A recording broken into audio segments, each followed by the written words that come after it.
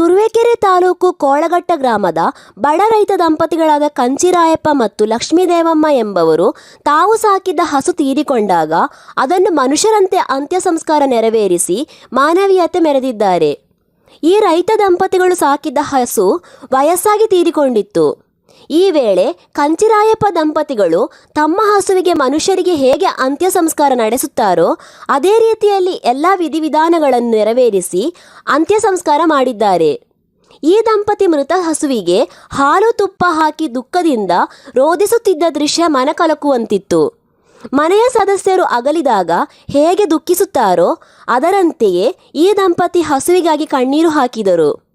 ಹಸುವಿಗೆ ತಿಥಿ ಕಾರ್ಯವನ್ನು ಸಹ ನೆರವೇರಿಸಿ ತಮ್ಮ ಬಂಧು ಮತ್ತು ಮಿತ್ರರಿಗೆ ಹಾಗೂ ಗ್ರಾಮಸ್ಥರುಗಳಿಗೆ ಊಟವನ್ನು ಹಾಕಿಸಿದ್ದಾರೆ. ಇವರು ಬರೋಬ್ಬರಿ 15ಕ್ಕೂ ಹೆಚ್ಚು ಹಸುಗಳನ್ನು ಸಾಕಿದ್ದಾರೆ. ಮೂಕ ಪ್ರಾಣಿಗಳ ಮೇಲಿನ ಇವರ ಪ್ರೀತಿ ಮೆಚ್ಚುವಂತಹದ್ದು. ವರದಿ ಸುರೇಶ್ ಬಾಬು ಎಂ, ತುರುವೇಕೆರೆ.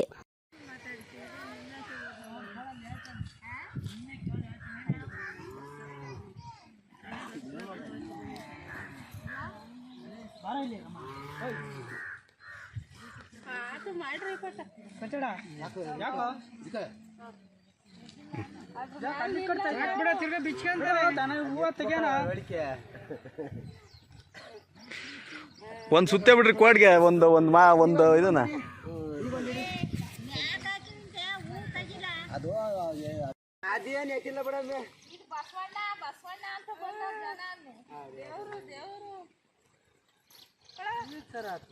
ಎಲ್ಲ ವಿಡಿಯೋ ಮಾಡೋಣ, ಅಪ್ಲೋಡ್ ಮಾಡೋಣ. RSSನವರು ಬರ್ರಿ ಮಾಡ್ತೀರೇನೋ ನೀವು ಇಂಥವ ಅಂತವ. ಅನಾನಸ್ ಕಳಿಸ್ಬೇಕು ವಿಡಿಯೋ ನಂಬರು ಕೊಡ್ತಾರೆ ಅಂತ ಕಳಿಸೋ ಅಲ್ಲಪ್ಪ. ನಂಬರ್ ಎಲ್ಲಕ್ಕೂ ಕಳಿಸ್ಬಿಡು.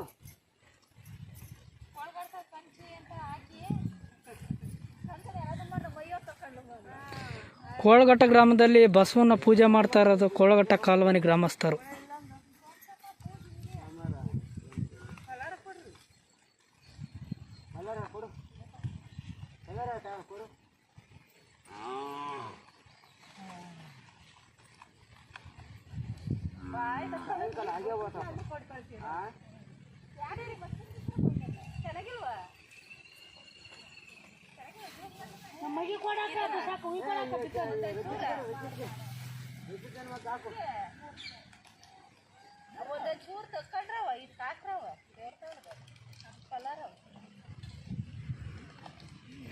ಎಲ್ಲ ಪಾನಕ್ ಪಲಾರ ಕುಡೀರಿ.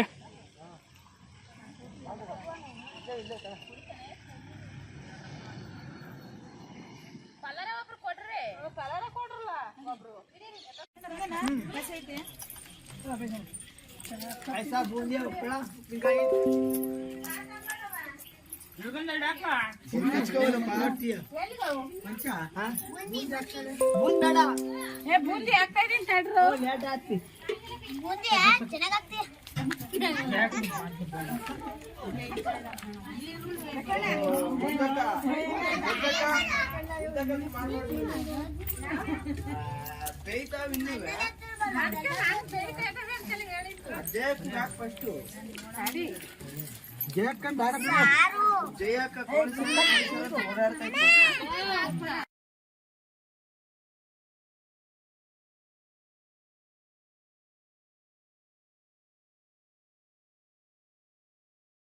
ತುಮಕೂರು ಜಿಲ್ಲೆಯಲ್ಲಿ ಮುಸ್ಲಿಂ ಸಮುದಾಯದವರು ಇಂದು ಶ್ರದ್ಧಾಭಕ್ತಿಯಿಂದ ಬಕ್ರೀದ್ ಆಚರಿಸಿದರು. ಇದೇ ಸಂದರ್ಭದಲ್ಲಿ ಕೊರಟಗೆರೆ ಪಟ್ಟಣದಲ್ಲಿ ಇರುವ ಈದ್ಗಾ ಮೈದಾನದಲ್ಲಿ ನಡೆದ ಸಾಮೂಹಿಕ ಪ್ರಾರ್ಥನೆಯಲ್ಲಿ ಗೃಹ ಸಚಿವ ಡಾಕ್ಟರ್ ಜಿ ಪರಮೇಶ್ವರ್ ಭಾಗಿಯಾದರು. ತುಮಕೂರು ಜಿಲ್ಲೆ ಕೊರಟಗೆರೆಯಲ್ಲಿ ನಡೆದ ಸಾಮೂಹಿಕ ಪ್ರಾರ್ಥನೆಯಲ್ಲಿ ಮುಸ್ಲಿಂ ಮುಖಂಡರ ನಮಾಜ್ನಲ್ಲಿ ಪರಮೇಶ್ವರ್ ಪಾಲ್ಗೊಂಡರು. ಕಪ್ಪು ಟೋಪಿ ಧರಿಸಿ ಪ್ರಾರ್ಥನೆಯಲ್ಲಿ ಭಾಗಿಯಾದ ಪರಮೇಶ್ವರ್ ಅವರೊಂದಿಗೆ ನೂರಾರು ಮುಸ್ಲಿಂ ಬಾಂಧವರು ಹಾಜರಿದ್ದರು. ಈದ್ಗಾ ಮೈದಾನದಲ್ಲಿ ಮಾತನಾಡಿದ ಗೃಹ ಸಚಿವ ಪರಮೇಶ್ವರ್, ಪ್ರಪ್ರಥಮವಾಗಿ ಅಲ್ಲಾಗೆ ನಾನು ನಮನ ಸಲ್ಲಿಸ್ತೀನಿ. ಇಡೀ ವಿಶ್ವಕ್ಕೆ ಸಂದೇಶ ಕೊಡುವ ಬಕ್ರೀದ್ ಹಬ್ಬ ಇದು. ನಾನು ಎಲ್ಲರಿಗೂ ನಮನಗಳನ್ನು ಹೇಳ್ತೀನಿ ಎಂದರು.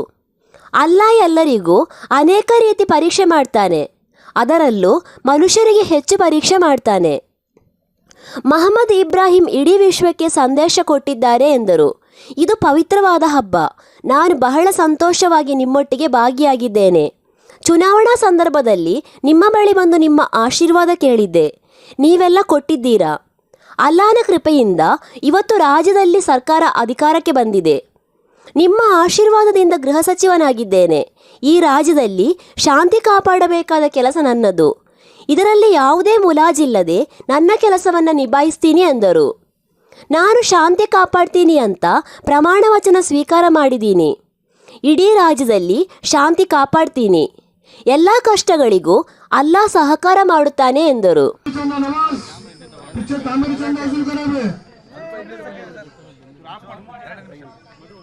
ವಿಶ್ವದಾದ್ಯಂತ ಇವತ್ತು ಬಕ್ರೀದ್ ಹಬ್ಬವನ್ನು ಆಚರಣೆ ಮಾಡ್ತಾ ಇದ್ದಾರೆ. ಬಕ್ರೀದ್ ಹಬ್ಬ ತ್ಯಾಗದ ಬಲಿದಾನದ ಸಂಕೇತ. ಮಹಮ್ಮದ್ ಇಬ್ರಾಹಿಂ ಅವರು ಅವರ ಮಗನನ್ನೇ ಬಲಿದಾನ ಮಾಡಿ ವಿಶ್ವಕ್ಕೆ ಯಾವುದೂ ದೊಡ್ಡದಲ್ಲ ದೇವರ ಮುಂದೆ ಅಂತ ಹೇಳುವಂಥ ಒಂದು ಸಂದೇಶವನ್ನು ಸಾರಿದ್ದಾರೆ. ಅದರ ಸಂಕೇತವಾಗಿ ಬಕ್ರೀದ್ ಹಬ್ಬವನ್ನು ಆಚರಣೆ ಮಾಡ್ತಾ ಇದ್ದಾರೆ ವಿಶ್ವದಾದ್ಯಂತ. ಈ ಸಂದರ್ಭದಲ್ಲಿ ನಾನು ನಮ್ಮ ಎಲ್ಲ ಮುಸಲ್ಮಾನ್ ಅಣ್ಣ ತಮ್ಮಂದಿರಿಗೆ, ಬಾಂಧವರಿಗೆ ಶುಭಕಾಮನೆಗಳನ್ನು ಈ ಸಂದರ್ಭದಲ್ಲಿ ಹೇಳೋದಕ್ಕೆ ಬಯಸ್ತೇನೆ. ಭಾರತ ಶಾಂತಿಯನ್ನು ನಂಬಿರ್ತಕ್ಕಂಥ ದೇಶ. ಸಂವಿಧಾನದಲ್ಲೇ ಅದನ್ನು ಅಳವಡಿಸ್ಕೊಂಡಿದ್ದೇವೆ.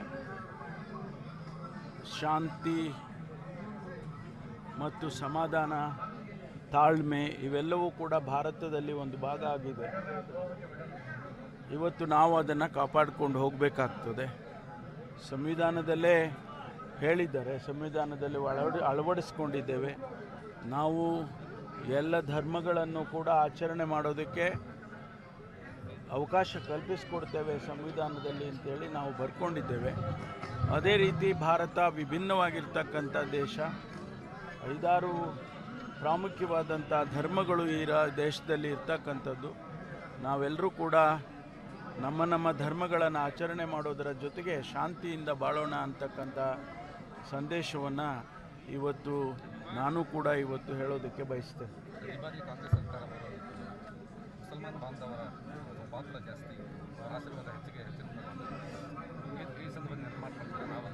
ಅವರಿಗೆ ಎಲ್ಲೋ ಒಂದು ಕಡೆ ಹಿಂದಿನ ಸರ್ಕಾರ ಇದ್ದಂಥ ಸಂದರ್ಭದಲ್ಲಿ ಕೆಲವು ಆತಂಕಗಳಿತ್ತು, ಭಯದ ವಾತಾವರಣ ಇತ್ತು.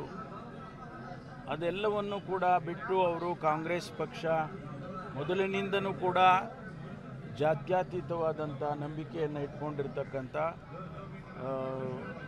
ಪಕ್ಷ. ಅದಕ್ಕಾಗಿ ನಾವು ಅವ್ರ ಜೊತೆಯಲ್ಲಿ ಇರಬೇಕು ಅಂತ ಹೇಳಿ ಈ ಬಾರಿ ಅವರೆಲ್ಲರೂ ಕೂಡ ನಮಗೆ ಸಹಕಾರವನ್ನು ಕೊಟ್ಟಿದ್ದಾರೆ. ಅದಕ್ಕಾಗಿ ನಾನು ಅವರಿಗೆ ಕೃತಜ್ಞತೆಯನ್ನು ಸಲ್ಲಿಸ್ತೇನೆ. ಮತ್ತು ಬೇರೆಯವರು ಕೂಡ, ಬೇರೆ ಎಲ್ಲ ಸಮುದಾಯದವರು ಕೂಡ ಕಾಂಗ್ರೆಸ್ ಪಕ್ಷಕ್ಕೆ ಸಹಕಾರ ಕೊಟ್ಟು ಈ ಬಾರಿ ಅಧಿಕಾರಕ್ಕೆ ತಂದಿದ್ದಾರೆ. ನಮ್ಮ ಮೇಲೆ ಭಾಳ ದೊಡ್ಡ ಜವಾಬ್ದಾರಿ ಇದೆ. ರಾಜ್ಯದ ಅಭಿವೃದ್ಧಿಯ ಜೊತೆಗೆ ಈ ರಾಜ್ಯದಲ್ಲಿ ಎಲ್ಲರಿಗೂ ಸಮಾನವಾಗಿ ಬದುಕಬೇಕು, ಶಾಂತಿಯಿಂದ ಬದುಕಬೇಕು ಅನ್ನುವಂಥ ಜವಾಬ್ದಾರಿ ನಮ್ಮ ಮೇಲಿದೆ. ಅದನ್ನು ನಾವು ಮಾಡ್ತೇವೆ.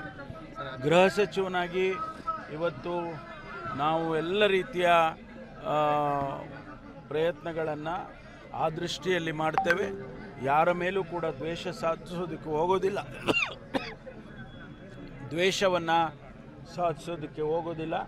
ಶಾಂತಿಯನ್ನು ಕಾಪಾಡೋದಕ್ಕೆ ಎಲ್ಲ ರೀತಿಯಲ್ಲೂ ಪ್ರಯತ್ನವನ್ನು ಮಾಡ್ತೇವೆ ಅಂತ ಹೇಳಿ ಒಬ್ಬ ಗೃಹ ಸಚಿವನಾಗಿ ಈ ಸಂದರ್ಭದಲ್ಲಿ ಹೇಳೋದಕ್ಕೆ ಬಯಸ್ತೇನೆ.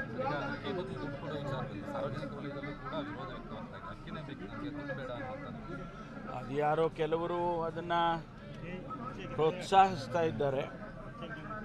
ನಾವು ಅಕ್ಕಿಯನ್ನು ಕೊಡಲೇಬೇಕು ಅಂತೇಳಿ ತೀರ್ಮಾನ ಮಾಡಿದ್ದೇವೆ. ಮುಂದಿನ ದಿನಗಳಲ್ಲಿ ಕೊಡ್ತೇವೆ, ಅದರಲ್ಲಿ ಎರಡನೇ ಮಾತಿಲ್ಲ. ನಮಗೆ ಕೇಂದ್ರ ಸರ್ಕಾರದವರು ಎಲ್ಲ ದೇಶದಲ್ಲಿರ್ತಕ್ಕಂಥ ಎಲ್ಲ ರಾಜ್ಯಗಳಿಗೂ ಅಕ್ಕಿಯನ್ನು 5 kg ಕೊಡ್ತಾರೆ. ಅದು ಫುಡ್ ಸೆಕ್ಯೂರಿಟಿ ಆ್ಯಕ್ಟ್ನಲ್ಲಿ ಪ್ರತಿಯೊಂದು ರಾಜ್ಯಕ್ಕೂ ಪ್ರತಿಯೊಂದು ಪ್ರಜೆಗೂ ಕೊಡ್ತಕ್ಕಂಥ ತೀರ್ಮಾನ ಏನು ಮಾಡಿದ್ದವ್ರೆ. ಹಿಂದೆ ಡಾಕ್ಟರ್ ಮನಮೋಹನ್ ಸಿಂಗ್ ಅವರಿದ್ದಂಥ ಸಂದರ್ಭದಲ್ಲಿ ಫುಡ್ ಸೆಕ್ಯೂರಿಟಿ ಆ್ಯಕ್ಟನ್ನು ತಂದಿದ್ದರು. ಅದರ ಚೌಕಟ್ಟಿನಲ್ಲಿ ಇವತ್ತು ಕೇಂದ್ರ ಸರ್ಕಾರ 5 kg ಕೊಡ್ತಾ ಇದೆ. ನಾವು ಇನ್ನೂ 5 kg ಹೆಚ್ಚು ಕೊಡ್ತೇವೆ, ಸಾಲೋದಿಲ್ಲ ಅಂತ ಹೇಳಿ ನಮ್ಮ ಚುನಾವಣೆ ಸಂದರ್ಭದಲ್ಲಿ ಹೇಳಿದ್ದು. ನಮಗೆ ಗೊತ್ತಿತ್ತು 5 kg ನಮಗೆ ಕೇಂದ್ರ ಸರ್ಕಾರ ಕೊಡುತ್ತೆ, ಇನ್ನು 5 kgಯನ್ನು ನಾವು ಕೊಂಡುಕೊಂಡು ಕೊಡ್ತೇವೆ ಅಂತ. ನಾವು ಅದಕ್ಕಾಗಿ ಅವರನ್ನು ಕೇಳಿಕೊಂಡು ಇವತ್ತು ದೇಶದಲ್ಲಿ ಅಕ್ಕಿ ಗೋದಾಮಿನಲ್ಲಿ ಕೊಳಿತಾ ಇದೆ. ರಾಜ್ಯದಲ್ಲೇ FCIನಲ್ಲಿ ಒಂದು 7 ಲಕ್ಷ ಟನ್ನು ಅಕ್ಕಿ ಸ್ಟಾಕ್ ಇಟ್ಕೊಂಡಿದ್ದಾರೆ. ಆದರೆ ನಾವು ಕೊಂಡ್ಕೊಳ್ತೀವಿ, ನಮಗೆ ಕೊಡಿ ಅಂತ ಹೇಳಿದರೆ, ಮೊದಲು ಕೊಡ್ತೀವಿ ಅಂತ ಹೇಳಿದವರು ಈಗ ಕೊಡೋದಿಲ್ಲ ಅಂತ ಹೇಳಿದ್ದಾರೆ. ಇಡೀ ದೇಶದಲ್ಲಿ 100 ಲಕ್ಷ ಟನ್ನು ಅಕ್ಕಿ ಗೋದಾಮಿನಲ್ಲಿದೆ. ಅದನ್ನು ಖಾಸಗಿಯವರಿಗೆ ಮಾರ್ತಾ ಇದ್ದಾರೆ, ಆಕ್ಷನ್ ಮಾಡಿ ಮಾರ್ತಾ ಇದ್ದಾರೆ ಕೇಂದ್ರ ಸರ್ಕಾರ. ಆದರೆ ನಮಗೆ ಕೊಡಿ, ನಾವು ಕೊಂಡ್ಕೊಳ್ತೀವಿ ಅಂತ ಹೇಳಿದರೆ ರಾಜಕೀಯ ಕಾರಣಕ್ಕಾಗಿ ಅವರು ಕೊಡೋದಕ್ಕೆ ಮುಂದೆ ಬರಲಿಲ್ಲ. ನಾವು ಇದನ್ನು ನಿರೀಕ್ಷೆ ಮಾಡಿರಲಿಲ್ಲ ಕೇಂದ್ರ ಸರ್ಕಾರದಿಂದ. ಅದಕ್ಕಾಗಿ ಈಗ ನಾವು ಮಾತು ಕೊಟ್ಟಿದ್ದೇವೆ, ಮಾತು ಉಳಿಸ್ಕೊಳ್ಬೇಕು ಅಂತ ಹೇಳಿ ಆ 5 kg ಅಕ್ಕಿಗೆ ಏನು ನಾವು ಅಡಿಷನಲ್ ಆಗಿ ಕೊಡ್ತೀವಿ ಅಂತ ಹೇಳಿದ್ದೋ ಅದಕ್ಕೆ ಒಂದೇ 3 ತಿಂಗಳು ಹಣವನ್ನು ಕೊಡ್ತೇವೆ, ಅವರ ಅಕೌಂಟಿಗೆ ಟ್ರಾನ್ಸ್ಫರ್ ಮಾಡ್ತೇವೆ. ಅಷ್ಟರೊಳಗಡೆ ನಾವು ಅಕ್ಕಿಯನ್ನು ಓಪನ್ ಮಾರ್ಕೆಟ್ನಿಂದಾಗಾದರೂ ಆಗಲಿ ಬೇರೆ ಬೇರೆ ರಾಜ್ಯಗಳಿಂದಾಗಲಿ ನಾವು ಕೊಂಡುಕೊಂಡು ಅಕ್ಕಿಯನ್ನು ಖಂಡಿತವಾಗಿ ಕೊಟ್ಟೇ ಕೊಡ್ತೀವಿ ಅಂತಕ್ಕಂಥ ತೀರ್ಮಾನವನ್ನು ಸಂಪುಟದಲ್ಲಿ ಮಾನ್ಯ ಮುಖ್ಯಮಂತ್ರಿಗಳು ತೀರ್ಮಾನ ಮಾಡಿದ್ದಾರೆ. ಅದನ್ನು ಮಾಡ್ತೇವೆ. 3 ತಿಂಗಳಾದ್ಮೇಲೆ ಅವರು ಏನು ಬೇಕಾದರೂ ಹೇಳ್ಕೋಬೋದು. ಭಾರತೀಯ ಜನತಾ ಪಾರ್ಟಿಯವರಿಗೆ ಯಾವುದೇ ನೈತಿಕತೆ ಇಲ್ಲ. ಅವ್ರಿಗೆ ನಮಗೆ ಹೇಳೋದಕ್ಕೆ ಯಾವುದೇ ನೈತಿಕತೆ ಇಲ್ಲ ಅವರಿಗೆ. ನಾವು ಮಾತು ಕೊಟ್ಟಿದ್ದೇವೆ, ಮಾತಿನಂತೆ ನಾವು ನಡ್ಕೊಳ್ತೇವೆ. ಮುಂದಿನ ದಿನಗಳಲ್ಲಿ ನಾವು ಅಕ್ಕಿಯನ್ನು ಕೊಟ್ಟೇ ತೀರ್ತೇವೆ. ಈಗ ದುಡ್ಡು ಕೊಡಿ, ಅಕ್ಕಿ ಕೊಡ್ಲಿಕ್ಕೆ ಆಗದೇ ಇದ್ರೆ ದುಡ್ಡು ಕೊಡಿ ಅಂತ ಸಲಹೆ ಕೊಟ್ಟವರು ಬಿಜೆಪಿ ಸ್ಟಾರ್ಟಿಂಗಲ್ಲಿ ಹೇಳಿದ್ರು. ಸೊ ಸಿದ್ದರಾಮಯ್ಯವರು ಅದನ್ನು ವಿರೋಧಿಸಿದ್ರು. ದುಡ್ಡು ತಿನ್ನಕ್ಕಾಗತ್ತಾ, ಅಕ್ಕಿನೇ ಕೊಡೋದು ಅಂತ ಹೇಳಿ. ಸೊ ಈಗ ಪುನಃ ದುಡ್ಡು ಕೊಡುವಂತ ಪ್ರೆಸ್ಟೀಜ್ ಇಶ್ಯೂ ಆಗಬಾರ್ದು. ಜನಗಳ ಬಡವರ ಪ್ರಶ್ನೆ, ಬಡವರ ಹಸಿವಿನ ಪ್ರಶ್ನೆ. ಇದರಲ್ಲಿ ಪ್ರೆಸ್ಟೀಜ್ ಇಶ್ಯೂ ಮಾಡಿಕೊಂಡ್ರೆ ಅವರಿಗೆ ಹೊಟ್ಟೆ ತುಂಬುತ್ತಾ? ಪ್ರೆಸ್ಟೀಜ್ ಇಶ್ಯೂ ಯಾರು ಕೂಡ ಇದನ್ನು ಮಾಡ್ಕೋಬಾರ್ದು. ಭಾರತೀಯ ಜನತಾ ಪಾರ್ಟಿಯವರೇ ಹಣ ಕೊಡಿ, ನೀವು ಹಣ ಕೊಡಿ ಅಂತ ಹೇಳ್ತಾ ಇದ್ದವರು ಈಗ ಆಲ್ ಆಫ್ ಎ ಸಡನ್ ನೀವು ಹಣ ಕೊಟ್ಟಿದ್ದಕ್ಕೆ ಟೀಕೆ ಮಾಡೋದ್ರಲ್ಲಿ ಅರ್ಥ ಇದೆಯಾ? ಅವರು ರಾಜಕೀಯ ಮಾಡಬಾರ್ದು. ಬಡವರ ಹಸಿವಿನಲ್ಲಿ ರಾಜಕೀಯ ಮಾಡಬಾರ್ದು ಅಂತೇಳಿ ನಮ್ಮ BJP ಸ್ನೇಹಿತರಿಗೆ ಹೇಳೋದಕ್ಕೆ ಬಯಸ್ತೀನಿ.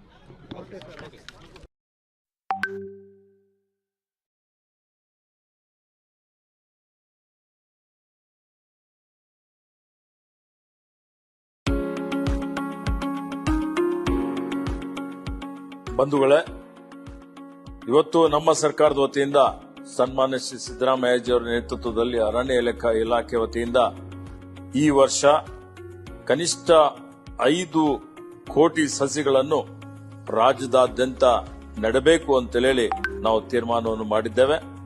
ಇದೇ ಬರುವ 1ನೇ ಜುಲೈಯಿಂದ 7ನೇ ತಾರೀಕಿನವರೆಗೆ ವನಮಹೋತ್ಸವ ಕಾರ್ಯಕ್ರಮ ಆಯೋಜನೆ ಮಾಡಿ ಪ್ರತಿ ಗ್ರಾಮದಲ್ಲಿ, ಪ್ರತಿ ತಾಲೂಕಾ ಕೇಂದ್ರದಲ್ಲಿ, ಜಿಲ್ಲೆಯಲ್ಲಿ ಬರೀ ಸರ್ಕಾರಿ ಕಚೇರಿಗಳು, ಸರ್ಕಾರಿ ಶಾಲೆಗಳು ಅಷ್ಟೇ ಅಲ್ಲ, ಸಂಘ ಸಂಸ್ಥೆಗಳನ್ನು, ಎಲ್ಲ ಇಲಾಖೆಗಳನ್ನು ಸೇರಿಸಿಕೊಂಡು ಎಲ್ಲರಿಗೂ ಒಂದು ಗುರಿಯನ್ನು ಕೊಟ್ಟು ಜಿಲ್ಲಾ ಮಟ್ಟದಲ್ಲಿ ಒಂದು ತಂಡವನ್ನು ರಚನೆ ಮಾಡಿ ಜಿಲ್ಲಾಧಿಕಾರಿಯವರ ಅಧ್ಯಕ್ಷತೆಯಲ್ಲಿ ಜಿಲ್ಲಾ ಪೊಲೀಸ್ ವರಿಷ್ಠಾಧಿಕಾರಿ, ಜಿಲ್ಲಾ ಪಂಚಾಯತಿಯ ಮುಖ್ಯ ಕಾರ್ಯನಿರ್ವಹಣಾಧಿಕಾರಿ, ಇತರ ಎಲ್ಲಾ ಇಲಾಖೆಯ ಅಧಿಕಾರಿಗಳನ್ನು ಸೇರಿಸಿಕೊಂಡು, ಪರಿಸರವಾದಿಗಳನ್ನು ಸೇರಿಸಿಕೊಂಡು ಈ ಕಾರ್ಯಕ್ರಮ ಅತ್ಯಂತ ಯಶಸ್ವಿಯಾಗಿ ಮಾಡಬೇಕು ಅನ್ನುವಂಥ ಒಂದು ತೀರ್ಮಾನವನ್ನು ನಾವು ಮಾಡಿದ್ದೇವೆ.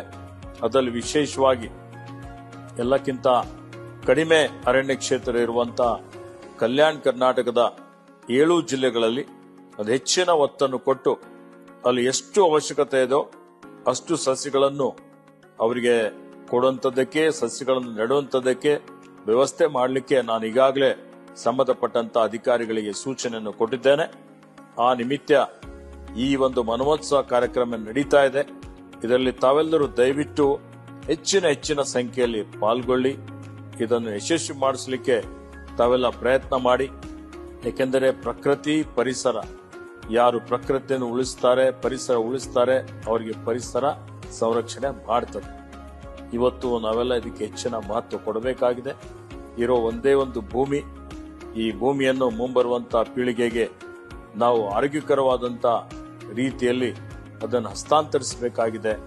ನಾವೆಲ್ಲರೂ ನಮ್ಮ ಜವಾಬ್ದಾರಿಯನ್ನು ಅರಿತುಕೊಂಡು ಇವತ್ತು ಕೆಲಸ ಮಾಡೋಣ ಅನ್ನುವಂಥ ಸಂಕಲ್ಪವನ್ನು ಮಾಡಿ ಇವತ್ತು ಹಸಿರೇ ಉಸಿರು ಅನ್ನುವಂಥ ರೀತಿಯಲ್ಲಿ ಕಾಡು ಬೆಳೆಸಿ ನಾಡು ಉಳಿಸಿ ಅನ್ನುವ ನಾಣ್ಣುಡಿಯಂತೆ ನಡೆಯೋಣ ಅನ್ನುವಂಥ ಮಾತನ್ನು ಹೇಳಿ ನಿಮ್ಮೆಲ್ಲರಿಗೆ ಶುಭವನ್ನು ಹಾರೈಸುತ್ತೇನೆ.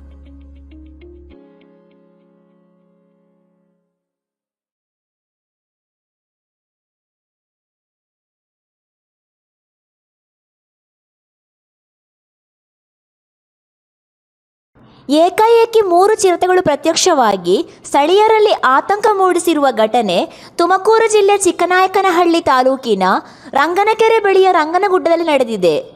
ಚಿರತೆಗಳು ಪ್ರತ್ಯಕ್ಷ ಹಿನ್ನೆಲೆ ಭಯಭೀತರಾಗಿರುವ ಸ್ಥಳೀಯರು ಚಿರತೆಗಳನ್ನು ಸೆರೆ ಹಿಡಿಯುವಂತೆ ಒತ್ತಾಯಿಸಿದ್ದಾರೆ. ಚಿರತೆಗಳ ಭೀತಿಯಿಂದ ಜಾನುವಾರುಗಳನ್ನು ಮೇಯಿಸಲು ಹೋಗಲು ಗ್ರಾಮಸ್ಥರು ಹಿಂದೇಟು ಹಾಕುತ್ತಿದ್ದಾರೆ. ಈಗಾಗಲೇ ಈ 3 ಚಿರತೆಗಳು 5 ಜಾನುವಾರುಗಳನ್ನು ಕೊಂದು ಹಾಕಿವೆ. ಇದರಿಂದ ರೈತರು ಸಾಕಷ್ಟು ನಷ್ಟ ಅನುಭವಿಸಿದ್ದಾರೆ. ತುಮಕೂರು ಜಿಲ್ಲೆಯಲ್ಲಿ ಅದರಲ್ಲೂ ಚಿಕ್ಕನಾಯಕನಹಳ್ಳಿ ತಾಲೂಕಿನ ಭಾಗದಲ್ಲಿ ಚಿರತೆಗಳ ಸಂಖ್ಯೆ ದುಪ್ಪಟ್ಟಾಗಿದೆ. ಕಳೆದ 2 ವರ್ಷಗಳಿಂದ ಚಿರತೆಗಳ ಹಾವಳಿಯಿಂದ ಜನರು ಬೇಸತ್ತು ಹೋಗಿದ್ದಾರೆ. ರಾತ್ರಿ ವೇಳೆ ದನದ ಕೊಟ್ಟಿಗೆಗಳಿಗೆ ನುಗ್ಗುವ ಚಿರತೆಗಳು ಜಾನುವಾರುಗಳು ಹಾಗೂ ಕುರಿಮೇಕೆಗಳನ್ನು ತಿಂದು ಹಾಕುತ್ತಿವೆ. ಚಿರತೆಗಳನ್ನು ಸೆರೆ ಹಿಡಿದು ಬೇರೆಡೆಗೆ ಸ್ಥಳಾಂತರಿಸುವಂತೆ ರೈತರು ಅನೇಕ ಬಾರಿ ಮನವಿ ಮಾಡಿಕೊಂಡಿದ್ದಾರೆ. ಆದರೆ ಅರಣ್ಯ ಇಲಾಖೆಯು ಮಾತ್ರ ಯಾವುದೇ ಕ್ರಮ ಕೈಗೊಳ್ಳುತ್ತಿಲ್ಲ. ಇನ್ನು ಮುಂದಾದರೂ ಚಿರತೆಗಳನ್ನು ಸೆರೆ ಹಿಡಿದು ದೂರದ ಪ್ರದೇಶಗಳಿಗೆ ಸ್ಥಳಾಂತರಿಸುವಂತೆ ರೈತರು ಮನವಿ ಮಾಡಿದ್ದಾರೆ. ಅಲ್ಲದೆ ಜಾನುವಾರುಗಳನ್ನು ಕಳೆದುಕೊಂಡಿರುವ ರೈತರಿಗೆ ಸೂಕ್ತ ಪರಿಹಾರ ನೀಡಬೇಕೆಂದು ಒತ್ತಾಯಿಸಿದ್ದಾರೆ.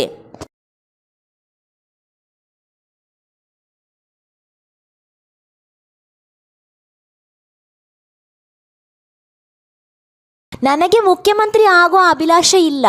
ಆದರೆ ನಮ್ಮ ಸಮಾಜದಿಂದ ಸತೀಶ್ ಜಾರಕಿಹೊಳಿ ಮುಖ್ಯಮಂತ್ರಿ ಆಗಲಿ ಅನ್ನೋದು ನಮ್ಮ ಆಸೆ ಎಂದು ಸಹಕಾರ ಸಚಿವ KN ರಾಜಣ್ಣ ತಿಳಿಸಿದ್ದಾರೆ. ತುಮಕೂರಿನಲ್ಲಿ ನಡೆದ ವಾಲ್ಮೀಕಿ ಸಮುದಾಯದ ಅಭಿನಂದನಾ ಕಾರ್ಯಕ್ರಮದಲ್ಲಿ ಮಾತನಾಡಿದ ಅವರು, ರಾಜ್ಯದ ವಿವಿಧ ವಿಧಾನಸಭಾ ಕ್ಷೇತ್ರಗಳಲ್ಲಿ ಗೆಲುವು ಸಾಧಿಸಿರುವ ನಾಯಕ ಸಮುದಾಯದವರು ಕೆಲವರು ಈ ಕಾರ್ಯಕ್ರಮಕ್ಕೆ ಬಂದಿಲ್ಲ. ಅಂದರೆ ಅವರು ನಮ್ಮ ಸಮಾಜದ ಪರವಾಗಿಲ್ಲ ಅಂತಲ್ಲ, ಅವರು ಬೇರೆ ಬೇರೆ ಕಾರ್ಯಕ್ರಮಗಳಲ್ಲಿ ಇದ್ದಾರೆ ಎಂದರು. ಪೂಜ್ಯ ಸ್ವಾಮೀಜಿಯವರು ತಮ್ಮ ಆಶೀರ್ವಚನದಲ್ಲಿ ಸಮುದಾಯದ ಬೇಡಿಕೆಗಳನ್ನು ತಿಳಿಸಿದ್ದಾರೆ. ಆ ಅನಿಸಿಕೆಗಳನ್ನು ಈಡೇರಿಸುವ ಬಗ್ಗೆ ಸತೀಶ್ ಜಾರಕಿಹೊಳಿ ಮಾತನಾಡಿದ್ದಾರೆ. ಮುಖ್ಯಮಂತ್ರಿಯವರನ್ನು ಭೇಟಿ ಮಾಡಿ ಈ ಎಲ್ಲ ಸಮಸ್ಯೆಗಳಿಗೆ ಪರಿಹಾರ ಮಾಡ್ತೀವಿ ಅನ್ನೋ ಭರವಸೆ ಇದೆ. 2008ರ ವಿಧೇಯಕದಿಂದ ಹೆಚ್ಚಿನ ಶಾಸಕರು ಆಯ್ಕೆಯಾಗಲು ಸಾಧ್ಯವಾಗಿದೆ ಎಂದರು. 1998ರಲ್ಲಿ ನಾನು ಒಳ್ಳೆ ರೀತಿಯಲ್ಲೋ ಕೆಟ್ಟ ರೀತಿಯಲ್ಲೋ ವಿಧಾನ ಪರಿಷತ್ ಸದಸ್ಯನಾದೆ. ನಮ್ಮ ಜಿಲ್ಲೆಯಲ್ಲಿರುವ ಅಸಹಾಯಕ ಸಮುದಾಯಗಳು ನನಗೆ ಈ ಸ್ಥಾನಮಾನ ನೀಡಿದ್ದಾರೆ. ಎಲ್ಲ ಜಾತಿಯವರು ನನಗೆ 80ರಿಂದ 90% ಮತ ನೀಡಿ ನನ್ನನ್ನು ಗೆಲ್ಲಿಸಿದ್ದಾರೆ ಎಂದರು. ಸಿದ್ದರಾಮಯ್ಯನವರು 3 ಜನ ST ಸಮುದಾಯದವರನ್ನು ಮಂತ್ರಿ ಮಾಡಿದ್ದಾರೆ. ಈ ಹಿಂದೆ ನಮ್ಮದೇ ಕಾಂಗ್ರೆಸ್ ಮುಖ್ಯಮಂತ್ರಿ ಒಬ್ಬರು ಒಂದೇ ಒಂದು ಮಂತ್ರಿ ಸ್ಥಾನ ಕೊಟ್ಟಿರಲಿಲ್ಲ. ಸಿದ್ದರಾಮಯ್ಯ ನಮ್ಮ ಸಮಾಜಕ್ಕೆ ಕೊಟ್ಟಿರೋ ಗೌರವ ಅದು ಎಂದರು. ಮುಂದಿನ ದಿನಗಳಲ್ಲಿ ಅಹಿಂದ ಸಮುದಾಯದವರು ಎಲ್ಲ ಒಟ್ಟಾದಾಗ ಮಾತ್ರ ರಾಜಕೀಯ ಪ್ರಾತಿನಿಧ್ಯ ಸಿಗೋಕೆ ಸಾಧ್ಯ.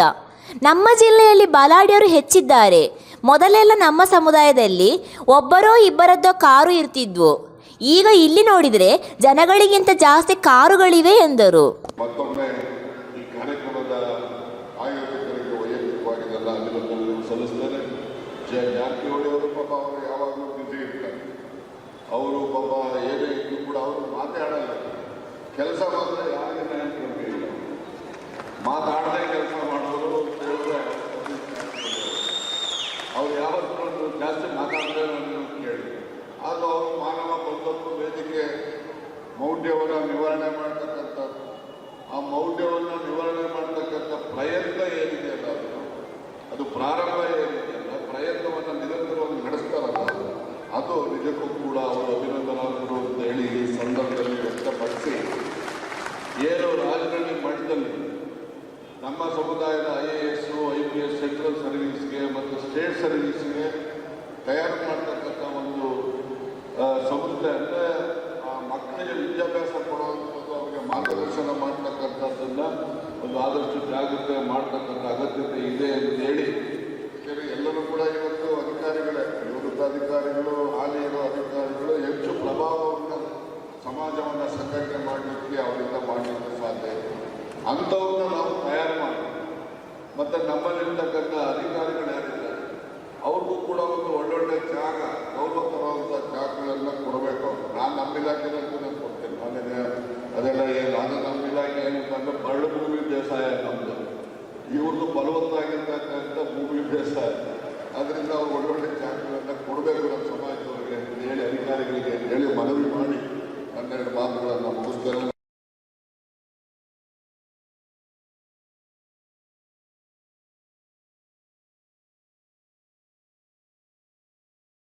ತುಮಕೂರು ಜಿಲ್ಲೆಯಲ್ಲಿ ಬೆಳ್ಳಂಬೆಳಗ್ಗೆ ಸರ್ಕಾರಿ ಅಧಿಕಾರಿಗಳ ಮನೆ ಮೇಲೆ ಲೋಕಾಯುಕ್ತ ಅಧಿಕಾರಿಗಳು ದಿಢೀರ್ ದಾಳಿ ನಡೆಸಿದ್ದು ಕಾಗದ ಪತ್ರಗಳ ಪರಿಶೀಲನೆ ನಡೆಸಿದರು.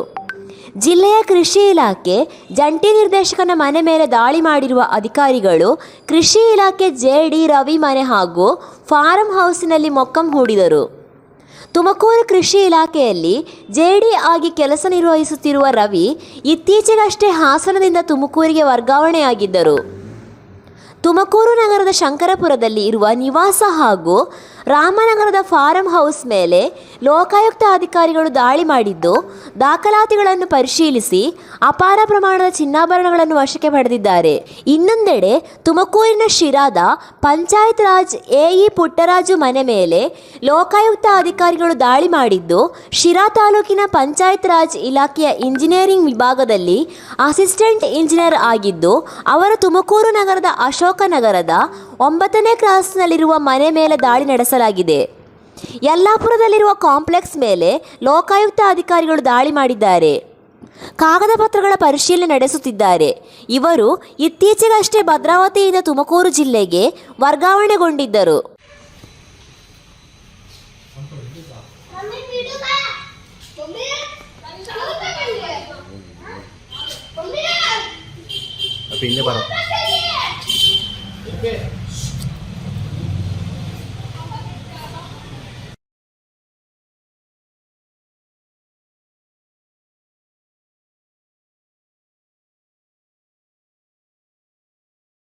ಮಧುಗಿರಿ ಪಟ್ಟಣದ ಹೊರವಲಯದಲ್ಲಿರುವ ಈದ್ಗಾ ಮೈದಾನದಲ್ಲಿ ಬಕ್ರೀದ್ ಹಬ್ಬದ ಪ್ರಯುಕ್ತ ತಾಲೂಕಿನ ಜಾಮಿಯಾ ಮಸೀದಿ ವತಿಯಿಂದ ಸಾಮೂಹಿಕ ಪ್ರಾರ್ಥನೆ ಕಾರ್ಯಕ್ರಮ ಆಯೋಜಿಸಲಾಗಿತ್ತು. ಕಾರ್ಯಕ್ರಮಕ್ಕೆ ಆಗಮಿಸಿದ ಸಹಕಾರ ಸಚಿವರಾದ ಕೆ.ಎನ್. ರಾಜಣ್ಣನವರು ಸಾಮೂಹಿಕ ಪ್ರಾರ್ಥನೆಯಲ್ಲಿ ನಮಾಜ್ ಟೋಪಿ ಧರಿಸಿ ಪ್ರಾರ್ಥನೆಯಲ್ಲಿ ಭಾಗಿಯಾದರು. ನಮಾಜ್ ಬಳಿಕ ಮಾತನಾಡಿದ ಸಚಿವರು, ಅಲ್ಪಸಂಖ್ಯಾತರ ಸಮುದಾಯದ ಆಶೀರ್ವಾದದಿಂದ ರಾಜ್ಯದಲ್ಲಿ ರಾಜಕೀಯ ಬದಲಾವಣೆಗೆ ಸಾಧ್ಯವಾಯಿತು. ಮುಂದಿನ ದಿನಗಳಲ್ಲಿ ನಾವು ಸಹ ಎಲ್ಲರೂ ಸದಾಕಾಲ ನಿಮ್ಮ ಜೊತೆ ಇರುತ್ತೇವೆ. ನಿಮ್ಮ ಮೇಲೆ ಯಾವುದೇ ದಬ್ಬಾಳಿಕೆ ತೊಂದರೆಯಾಗದಂತೆ ನಿಮ್ಮ ಜೊತೆಯಲ್ಲಿ ಇದ್ದು ನೀವು ಎಲ್ಲರೂ ಕೂಡ ಸುಖ ಶಾಂತಿಯಿಂದ ಇರುವ ನಿಟ್ಟಿನಲ್ಲಿ ನಾವು ಪ್ರಯತ್ನ ಮಾಡುತ್ತೇವೆ ಎಂದರು. ಈ ಸಾಮೂಹಿಕ ಪ್ರಾರ್ಥನೆಯಲ್ಲಿ ನನಗೂ ಪ್ರಾರ್ಥನೆ ಮಾಡಲು ಅನುವು ಮಾಡಿಕೊಟ್ಟ ಎಲ್ಲರಿಗೂ ಧನ್ಯವಾದಗಳು ಎಂದು ತಿಳಿಸಿದ ಅವರು ಬಕ್ರೀದ್ ಹಬ್ಬದ ಶುಭಾಶಯಗಳನ್ನು ಕೋರಿದರು. ಧರ್ಮಗುರುಗಳಾದ ಯಾಸಿರ್ ಅರ್ಫತ್ ಹಬ್ಬದ ಸಂದೇಶ ಸಾರಿದರು. ಪ್ರಾರ್ಥನೆಯ ಬಳಿಕ ಮುಸ್ಲಿಂ ಬಾಂಧವರು ಪರಸ್ಪರ ಶುಭಾಶಯ ವಿನಿಮಯ ಮಾಡಿಕೊಂಡರು. ಈ ಸಂದರ್ಭದಲ್ಲಿ ಧರ್ಮಗುರುಗಳಾದ ಯಾಸಿರ್ ಅರ್ಫಾತ್, ಜಾಮಿಯಾ ಮಸೀದಿಯ ಅಧ್ಯಕ್ಷರಾದ ಅಲೀಂ, ಉಪಾಧ್ಯಕ್ಷರಾದ ಸಾದಿಕ್, ಕಾರ್ಯದರ್ಶಿ ಸೈಯದ್ ಕರೀಂ, ಅಲ್ಪಸಂಖ್ಯಾತರ ಮುಖಂಡರಾದ ಅಯ್ಯೂಬ್, ಬಾಬಾ ಫಕ್ರುದ್ದೀನ್ ಶರೀಫ್, ಹರ್ಷದ ಹುಸೇನ್, ಬೈಜು, ಸೈಯದ್ ಅಲಾವುದ್ದೀನ್, ಸಮೀ, ವಾಜಿದ್, ಜಬೀವುಲ್ಲಾ, ನವಾಬ್, ಮುನ್ನಾ ಟೈಲರ್, ಸೈಯದ್ ಸಿಕಂದರ್, ಮನ್ನು ಹಾಗೂ ಮಸೀದಿ ಪದಾಧಿಕಾರಿಗಳು ಸಾವಿರಾರು ಸಂಖ್ಯೆಯಲ್ಲಿ ಮುಸ್ಲಿಂ ಬಾಂಧವರು ಇದ್ದರು. ವರದಿ ಅಬಿತ್ ಮಧುಗಿರಿ.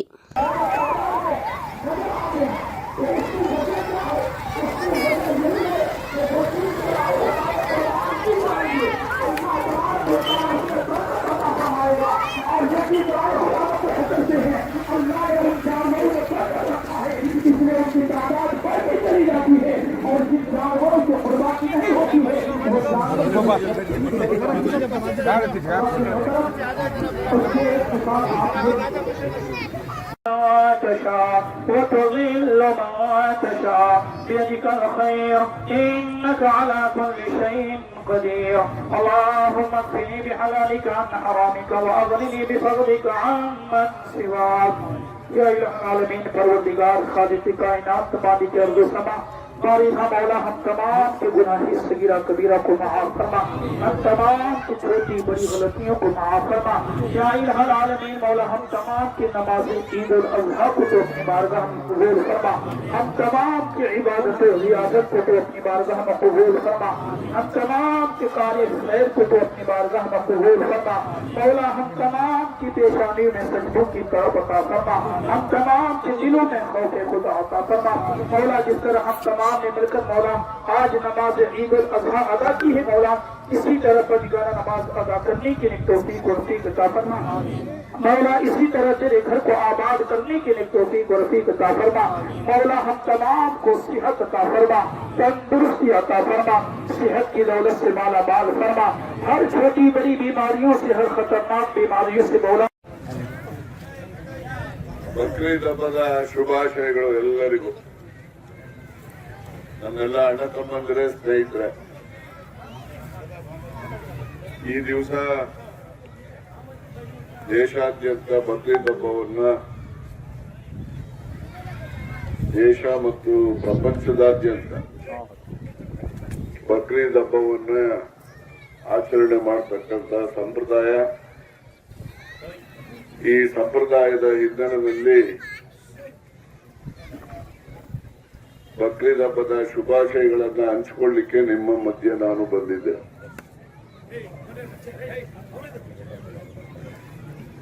ನಮ್ಮೆಲ್ಲರ ದೇವರು ಹೇಳಿ ನಾವೇನು ಪ್ರಾರ್ಥನೆಯನ್ನ ಮಾಡ್ತೇವೆ,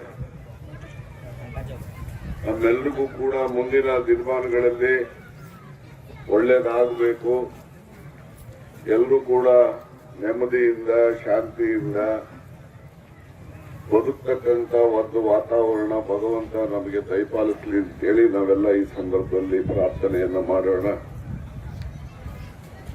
ಅದರ ಜೊತೆಯಲ್ಲಿ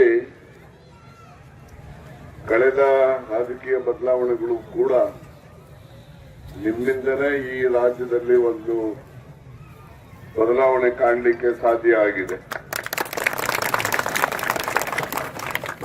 ಏನು ಅಲ್ಪಸಂಖ್ಯಾತ ಸಮುದಾಯ ಏನಿದೆ ಅವರೆಲ್ಲರೂ ಕೂಡ ಆಶೀರ್ವಾದವನ್ನ ಮಾಡಿದ ಹಿನ್ನೆಲೆಯಲ್ಲಿ ಇವತ್ತು ರಾಜಕೀಯದ ಬದಲಾವಣೆಗಳನ್ನ ಈ ರಾಜ್ಯದಲ್ಲಿ ನಾವು ನೋಡ್ತಾ ಇದ್ದೇವೆ. ಮುಂದಿನ ದಿನಮಾನಗಳಲ್ಲೂ ಅಷ್ಟೇ ನಿಮ್ಮೆಲ್ಲರ ಜೊತೆ ನಾವೆಲ್ಲರೂ ಕೂಡ ಸದಾ ಕಾಲ ಇರ್ತೇವೆ. ಯಾವುದೇ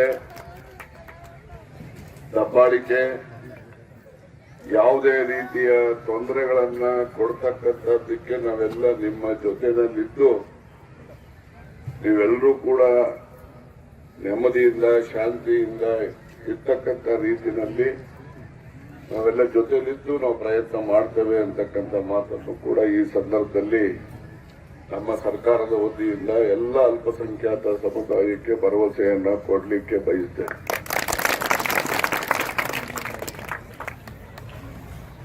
ಏನು ಅಲ್ಪಸಂಖ್ಯಾತ ಸಮುದಾಯ ಶ್ರಮಜೀವಿಗಳು, ಶ್ರಮದಿಂದ ಜೀವನವನ್ನ ಮಾಡ್ತಕ್ಕಂಥ, ಅವರು ಬಯಸ್ತಕ್ಕಂಥದ್ದು ಶಾಂತಿ ಮಾತ್ರ. ನೆಮ್ಮದಿ ಬೇಕು, ಶಾಂತಿ ಬೇಕು ಅಷ್ಟೇ ಅವರು ಬಯಸ್ತಕ್ಕಂಥದ್ದು ಹೊರತು ಇನ್ಯಾವುದನ್ನು ಕೂಡ ಕೇಳ್ತಕ್ಕಂಥ ಸಮುದಾಯ ಅಲ್ಪಸಂಖ್ಯಾತರ ಸಮುದಾಯ ಅಲ್ಲ ಅಂತಕ್ಕಂಥದ್ದು ನನಗೆ ಗೊತ್ತಿದೆ.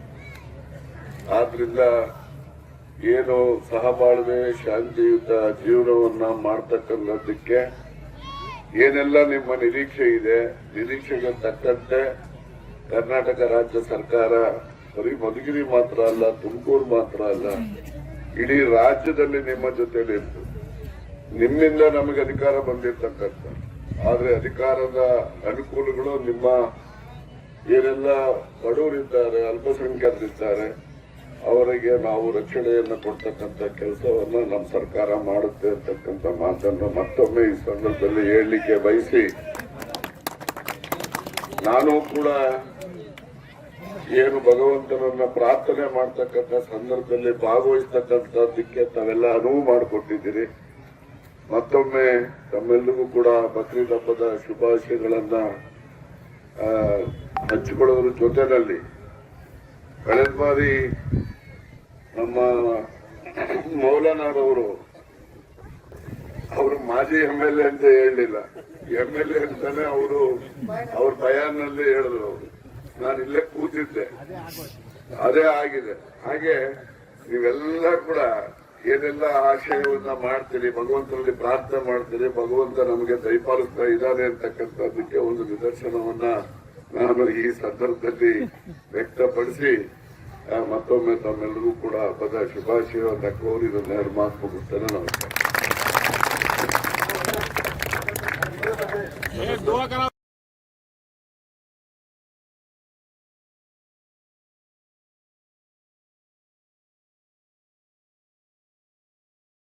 ಹಾಡಹಗಲೇ ಗ್ರಾಮದಲ್ಲಿ ಕಾಣಿಸಿಕೊಂಡ ಕರಡಿಯನ್ನು ಕಂಡು ಗ್ರಾಮಸ್ಥರು ಗಾಬರಿಗೊಂಡ ಘಟನೆ ತುಮಕೂರು ಜಿಲ್ಲೆ ಮಧುಗಿರಿ ತಾಲೂಕಿನ ಮಡಗು ಗ್ರಾಮದಲ್ಲಿ ನಡೆದಿದೆ. ಜನವಸತಿ ಪ್ರದೇಶದಲ್ಲಿ ಓಡಾಡುತ್ತಿದ್ದ ಕರಡಿಯನ್ನು ಕಂಡು ಜನರು ಬೆಚ್ಚಿಬಿದ್ದಿದ್ದಾರೆ. ಅರಣ್ಯ ಇಲಾಖೆಗೆ ಕರಡಿ ಸೆರೆ ಹಿಡಿಯುವಂತೆ ಗ್ರಾಮಸ್ಥರು ಮನವಿ ಮಾಡುತ್ತಿದ್ದಾರೆ.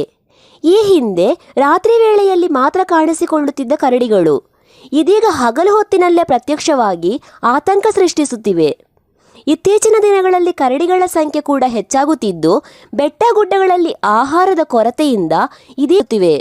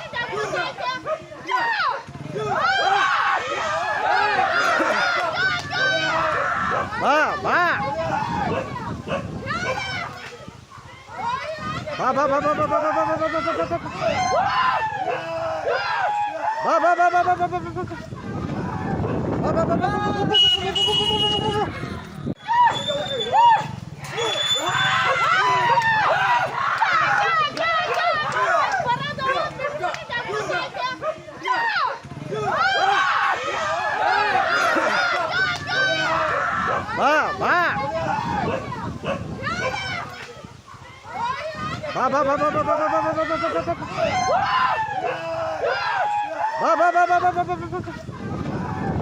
ಬಾ ಬಾ ಬಾ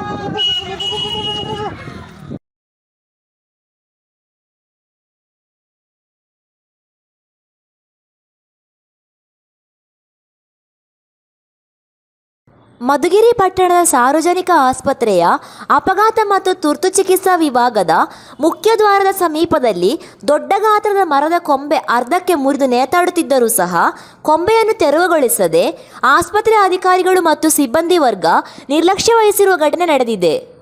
ಕಳೆದ ಭಾನುವಾರದಂದು ದೊಡ್ಡ ಗಾತ್ರದ ಮರದ ಕೊಂಬೆ ಮುರಿದಿದ್ದು ಜೋತಾಡುವ ಸ್ಥಿತಿಯಲ್ಲಿದೆ. ಆದರೆ ಸೋಮವಾರದವರೆಗೂ ಈ ಮರದ ಕೊಂಬೆಯನ್ನು ತೆರವುಗೊಳಿಸಲು